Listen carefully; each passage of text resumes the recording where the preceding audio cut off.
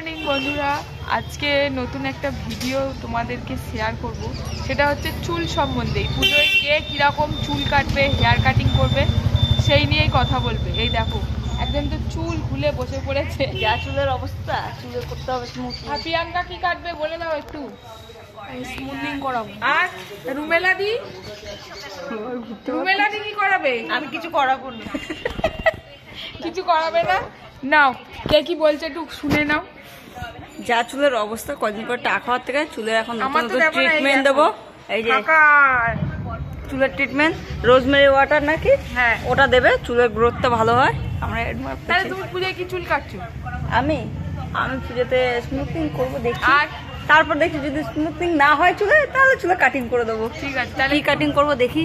যা কাটিং করবো সব ড্রেসের সাথে একদম ম্যাচিং হওয়া চাই, তাই তো? পূজাতে আর কিছু করি না তুলি ভুরু, না তুলি কিছু, শুধু চুলের কাটিংটাই করলেই সবাই দেখবে, মুখ একদম লুক পুরো চেঞ্জ হয়ে যাবে। ফেসিয়াল এখন হচ্ছে ভূতনির মতো, পুজো আসলে হয়ে যাবো সুন্দরী অপসরা। ফেসিয়াল না, ফেসিয়াল আমি করি না। মুখের যা ন্যাচারাল চেহারা তাতেই ঠিক আছে। ফেসিয়াল করি না, হ্যাঁ একটু ফেস পাউডার লাগাবো আর কি। কিন্তু চুলের কাটিংটা করো, চুলের অবস্থা খুবই দুর্দশাগ্রস্ত। ঠিক আছে, আমার যে ভিডিওটা দেবো সেটা চুল নিয়ে, মানে চুলটা কিরকম কাটিং করার পরে, হ্যাঁ কাটিং করার পরে সেই ভিডিওটা আমরা সবাই কাটিং করি। তারপরে আপনারা ততক্ষণ অপেক্ষা করুন ধৈর্য ধরে আমাদের চুলের কাটিং দেখার জন্য।